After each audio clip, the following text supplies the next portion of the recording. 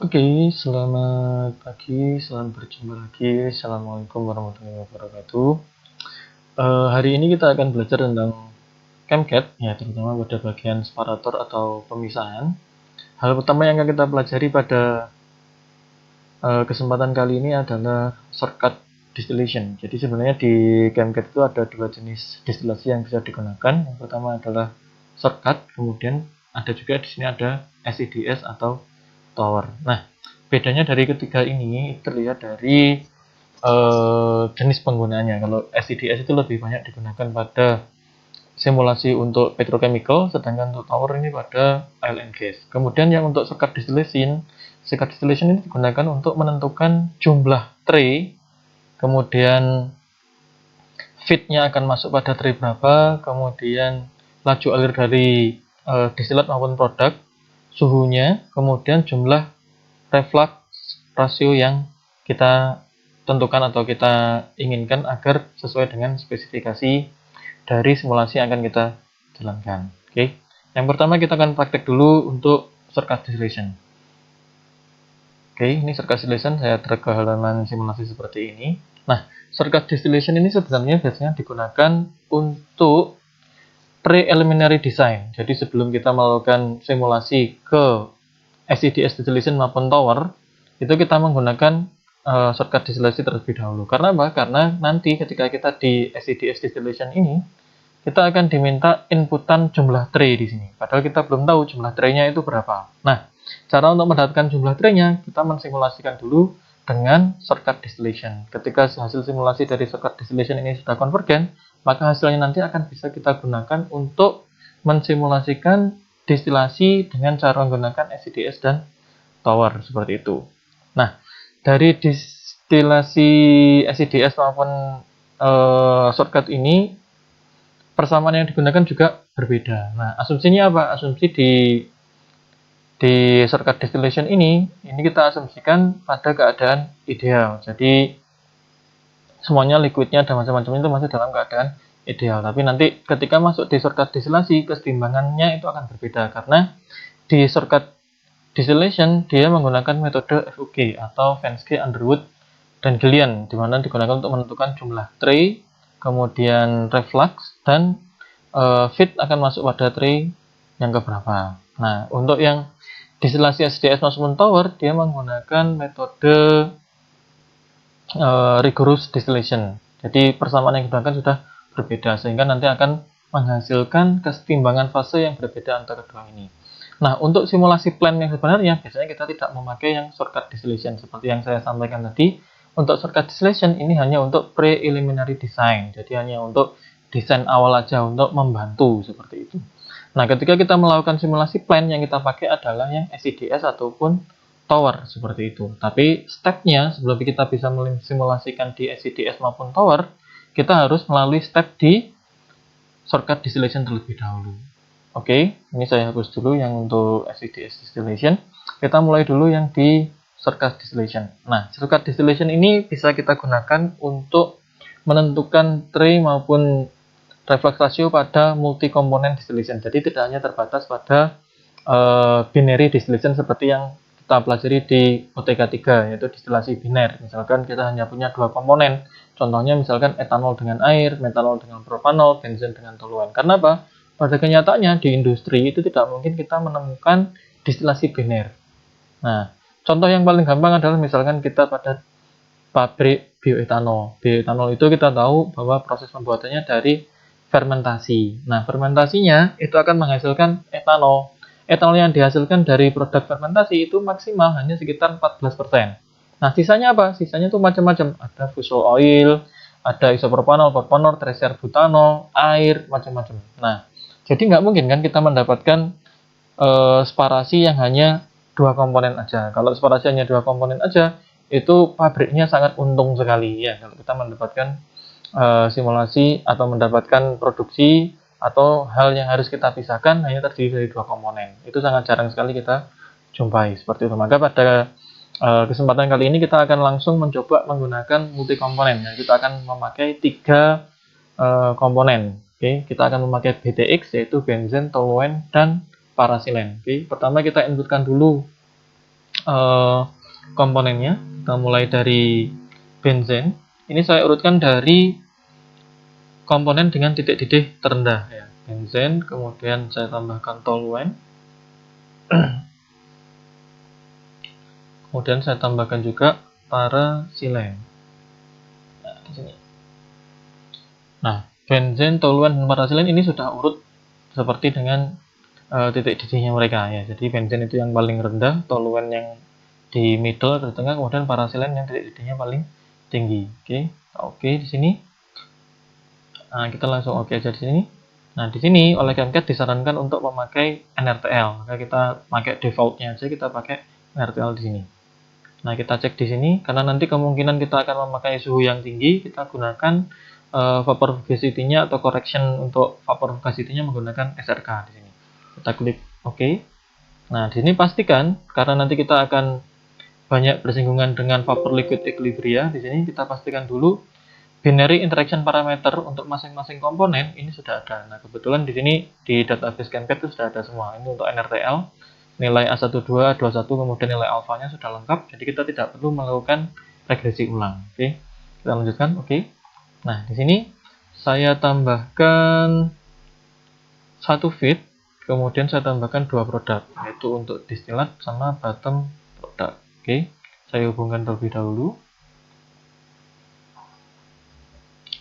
Seperti ini. Oke, kita inputkan spesifikasi untuk feednya. Misalkan saya punya feed pada suhu 45 derajat Celcius, tekanannya di 1 atm, dan laju alir untuk masing-masing komponennya saya punya 10 kmol, kemudian 20 kmol, dan 25 kmol. Seperti ini. Kalau kita flash di sini ketahuan entalpinya berapa. Kalau ingin tahu fraksi molnya ya tinggal kita rubah aja pada komponen unit ini di fraksi mol. Jadi ini fraksi molnya. Jadi 0,18, 0,36 dan 0,45 seperti itu untuk fraksi mol. Total mol flow-nya sekitar 55 kmol. Oke. Nah, selanjutnya kita memberikan spesifikasi untuk shortcut distilasi ini. Oke. Di sini kita pilih dulu mode perhitungannya. Mode perhitungannya yang paling umum itu kita pakai FOG dengan Fensky untuk penentuan relocation-nya, atau kita pakai Keep BD. Tapi di sini yang paling dipakai adalah yang FUG dengan Fensky. Kita pilih yang ini. Kemudian kolom pressure-nya, nah distilasi itu pada umumnya dia dilaksanakan pada tekanan isobarik. Artinya apa? Tekanannya tetap, walaupun pada kenyataannya pada bagian reboiler dan kondensor itu tekanannya pasti berbeda seperti itu. Tapi untuk kepentingan desain untuk mempermudah, biasanya kita asumsikan dia isobarik seperti itu. Oke, kita isikan isobarik di sini berarti tekanannya di 101,3. Oke. Kemudian di sini kita inputkan reflux rasio yang kita inginkan. Misalkan kita inginkan reflux rasionya 2 seperti itu. Nah, kemudian di sini kita ada light komponen sama heavy komponen. Nah, ini yang akan mempengaruhi kemurnian produk nanti. Jadi ada spesifikasi yang harus kita inputkan. Ini warnanya hijau tulisannya, berarti kita wajib menginputkan, nggak boleh kita tinggal. Nah, perhatikan di sini. Leakage komponen itu adalah komponen yang memiliki titik didih terendah pada bagian bottom produk ya. Titik didih terendah pada bagian bottom produk. Kemudian yang heavy key itu kebalikannya. Berarti dia adalah komponen dengan titik didih tertinggi pada bagian distilat seperti itu. Jadi misalkan kita tadi punya campuran benzen, toluen, dan silen, di mana benzen itu ingin kita murnikan. Jadi asumsinya di distilatnya kita ingin mendapatkan benzen dengan kemurnian 0,99%. Sisanya apa? Sisanya masih terdapat toluen dan parasilen kemungkinan. Berarti di situ di produk akhirnya nanti distilat kita hanya mendapatkan benzen. Kemudian sisanya akan lari di bottom produk. Nah, benzen ini tidak mungkin dia bisa terpisahkan 100%, nggak mungkin itu seperti, karena ada yang namanya kesetimbangan fase di mana ada interaksi antar molekul. Oke, jadi benzen itu dia masih tetap ada pada bagian bottom produk, sehingga benzen nanti itu akan menjadi leakage seperti itu. Nah, jadi kita di sini kita pilih benzen sebagai leakage. Nah, tapi juga kita memilih toluen sebagai leakage. Kalau kita pilih toluen sebagai leakage, otomatis nanti toluen dan benzen itu akan menjadi produk yang paling banyak jumlahnya di distilat. Sedangkan parasilen itu akan yang paling sedikit. Seperti itu. Artinya apa? Toluen itu akan menjadi produk dengan titik didih terendah yang pada bagian bottom. Seperti itu. Jadi nanti benzen itu nggak ada di bagian bottom produk, tapi dia ada pada bagian distilat semua. Karena apa? Karena titik didih benzen itu berada di bawahnya toluen. Seperti itu. Nah, untuk sementara ini kita pilih yang benzen dulu, karena kita akan memurnikan benzen pada bagian distilat. Seperti itu. Kita like split. Nah, di sini split itu artinya adalah seberapa banyak benzen dari feed yang akan berada pada top produk. Oke, seperti itu. Jadi ini bukan konsentrasi, ini artinya split. Jadi misalkan kalau benzen masuk 100 kmol, kalau kita isi like splitnya ini 0,99, berarti 99 kmol nanti akan berada di bagian distilat. Seperti itu. Itu namanya split, bukan konsentrasi. Beda. Oke. Nah, kita kan ingin mendapatkan benzen sebanyak-banyaknya di bagian distilat seperti itu. Maka di sini kita bisa isikan misalkan 0,99 seperti ini. Nah, untuk HVK-nya kita pilih toluen di sini. Kita pilih toluen. Jadi di bagian top product atau distilat nanti akan ada sedikit toluen, tapi nggak akan ada yang namanya parasilen. Karena apa? Toluen akan menjadi komponen dengan titik didih tertinggi yang ada di distilat. Kalau toluen menjadi titik didih tertinggi, otomatis si yang namanya parasilen tadi nggak ada. Karena apa? Karena parasilen titik didihnya itu jauh lebih tinggi daripada toluen, seperti itu. Makanya nggak ada. Nah, HVK splitnya berapa? Kita ingin toluen yang ada di bagian distilat itu kan seminimal mungkin. Nggak mungkin kita isi 0,99 berarti di sini. Kita isinya pasti seminimal mungkin. Soalnya kita isikan di sini 0,001. Artinya apa? 0,001 dari toluen yang masuk di kolom distilasi itu akan berada pada bagian distilat seperti itu. Oke. Nah, ini cukup ini saja yang harus kita isikan untuk shortcut distilasi ya. Jadi simple. Oke, kita oke di sini. Kemudian coba kita run. Nah, ini sudah selesai. Run finish. Kita cek di sini. Bagian top product kita mendapatkan benzen sebesar 9,99 kmol. Kita rubah aja ke fraksi mol di sini biar gampang. Nah, kita dapatkan 0,998 fraksi mol benzen di sini. Oke. Kita cek di bagian bottom product. Nah, bagian bottom product ini yang paling banyak, otomatis jumlahnya adalah toluen dan parasilen. Perhatikan di sini parasilen tidak ada yang ke bagian top product seperti itu. Walaupun tadi kalau kita klik di sini masih ada jumlahnya sangat sedikit sekali ya. 2,7 kalikan 10 pangkat minus 9 itu 0,00000. Jadi jumlahnya sangat kecil sekali seperti itu dibandingkan dengan 25 kmol yang ada di sini. Oke, yang perlu kita perhatikan di sini juga. Nah, kita klik ulang di sini. Nah, di sini akan muncul number of stage-nya di sini. Number of stage-nya. Jadi untuk memurnikan benzen yang tadi itu kita butuh 344,87 jumlah trinya. Tapi ini nggak mungkin ya, karena terlalu tinggi di sini, terlalu tinggi. 344,871 ini nggak mungkin, terlalu tinggi. Oke, nanti kita akan rubah dulu. Tapi perhatikan di sini, maka seperti yang saya sampaikan tadi, maka jumlah stage-nya itu akan dihitungkan oleh ChemCAD. Oke, kemudian kita pindah ke bawah sini. Nah, ini feed stage-nya itu ada di feed sekitar 172,935. Kemudian di sini ada reflux rasio minimumnya itu sebesar 2,04866, kemudian reflux rasionya juga 2. Tapi di sini walaupun simulasinya konvergen ya, atau berjalan dengan lancar, tapi hasilnya ini kayaknya sangat dari segi engineering ini tidak reliable atau tidak ekonomis karena jumlahnya terlalu tinggi seperti itu. Nah, kita ubah dulu di sini. Nah, kita ubah dulu, misalkan di sininya saya switch ke 0,099, di sini kita isi 0,01. Kemudian ininya kita isi di R per M-nya, di sini misalnya kita isi 2. Kita coba run ulang. Oke, kita cek di sini. Nah, kita dapat, nah ini lebih reliable ya, lebih reliable. Kita dapatkan jumlah stage-nya 17,2,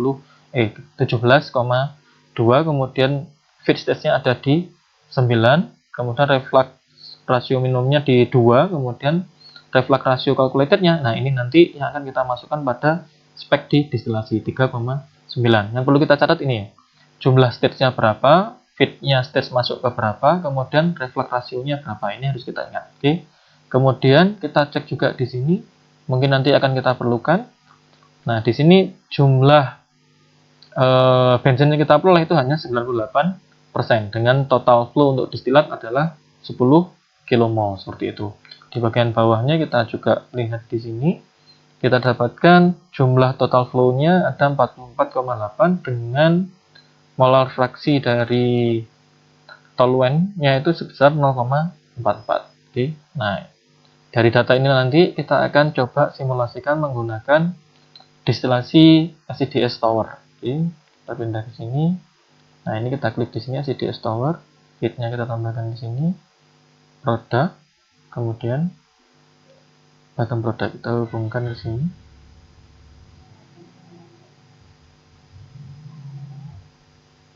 Oke, kita hubungkan ke sini, feed-nya kita isi tadi suhunya 45, tekannya 101,3, kemudian benzen itu 10 kmol, toluennya 20 kmol, parasilennya 25 kmol. Kita flash. Oke, di sini. Nah, di sini kita coba dulu inputannya apa yang wajib kita inputkan. Di sini wajib kita inputkan adalah number of states-nya. Tadi sudah kita peroleh sekitar 17,2. Kemudian feed states-nya di feed 11 tadi. Kemudian di sini kita cek spesifikasinya. Nah, ini adalah spesifikasi yang kita inputkan agar distilasi ini bisa berjalan, speknya seperti itu. Jadi misalkan di sini kita bisa inputkan reflux rasionya, tadi kita peroleh sekitar 3,9, nanti bisa kita bulatkan di 4 seperti itu. Kemudian di reboiler di sini kita bisa pilih salah satu ya, jadi banyak banget ini pilihannya yang bisa kita pilih, banyak banget. Oke, nanti kita akan coba dulu pakai reflux rasio. Oke, kemudian di sini kita pilih bottom komponen mau fraction. Di sini nanti kita pilih, misalkan di sini kita inputkan 4 ya. Spesifikasinya di sini benzennya kita tulis 0,001. Kemudian di sini kita pilih benzen. Oke. Kita generalnya ini jangan lupa diisi tadi. Kita peroleh top pressure-nya tadi adalah 101,3. Oh ya, di sini ada pilihannya jenis kondensernya. Kondensernya bisa kondenser total maupun parsial. Artinya apa? Kalau total berarti semua distilat itu akan dikondensasi menjadi liquid. Tapi kalau parsial itu sebagian dikondensasi menjadi liquid kemudian dikembalikan sebagai reflux dan kita bisa mengambil produk akhirnya atau distilatnya dalam bentuk uap. Makanya kalau kita dulu menghitung menggunakan McCabe Entil, kita dapatkan jumlah tray tertentu plus 1 jika kita menggunakan kondenser parsial. Ya, harus di plus 1 karena apa? Karena di situ nanti terbentuk kesetimbangan uap cair lagi karena kondisinya di kondenser itu berbeda dengan bagian top produk, baik suhu maupun tekanannya, sehingga apa akan membentuk kesetimbangan uap fase yang baru seperti itu. Oke, jadi di sini kita pilih top pressure 11,3, kita isikan di sini 17, kemudian di feed stage-nya kita isikan 11 tadi seperti itu. Oke, klik OK di sini. Ini coba kita run ya. Kita run. Oke, hasilnya konvergen langsung ya di run finish, tapi kita coba dulu cek hasilnya seperti apa. Di sini kita lihat untuk distilat kita dapatkan, nah jumlahnya ternyata banyak toluen yang terikut ke atas. Kita hanya mendapatkan benzen sebesar 0,63%. Padahal kita maunya tadi adalah 99% seperti itu. Nah kita cek di sini. Tadi saya feed stage-nya masuk di 9. Tadi saya yang kurang tepat tadi inputkan di sini ya. Saya inputkan di sini di 9. Oke, akan coba saya run ulang. Oke, hasilnya finish. Kita cek di sini. Nah, ternyata masih banyak juga toluen yang terikut. Kalau seperti ini terjadi, maka apa yang harus kita lakukan? Yang kita lakukan adalah mengubah spesifikasi yang kita inputkan di sini tadi. Oke, di sini tadi saya menginputkan reflux ratio seperti ini. Ini bisa kita rubah. Bisa kita rubah, misalkan kita jadikan distilat komponen mole fraction punyanya benzen ya, misalkan 0,99 di sini. Ini kita rubah menjadi benzen. Kita klik OK, coba kita run. Nah, finish. Coba kita cek di sini. Nah, kita di sini dapatkan benzen sebesar 0,99 atau 0,989. Itu hampir murni. Oke. Di bawahnya kita dapatkan toluen dan parasilen seperti itu. Jadi, variabel yang kita peroleh di sini itu semuanya belum tentu ketika kita bawa ke ACDS maupun ke tower itu akan menghasilkan yang sama ya, seperti itu. Jadi kita perlu mengatur ulang sesuai dengan keinginan kita. Di sini kita hanya mendapatkan data desain awal aja. Ini bukan final configuration ya, bukan final configuration atau konfigurasi akhir, bukan. Itu kita sendiri harus menyesuaikan. Oke. Hasilnya berbeda kenapa? Karena metode yang digunakan di shortcut distillation dan di ACDS itu berbeda seperti yang saya jelaskan di awal tadi. Oke. Nah, mungkin cukup sekian dulu untuk simulasi destilasi. Nanti kita akan sambung lagi untuk simulasi ekstraksi. Oke. Assalamualaikum warahmatullahi wabarakatuh.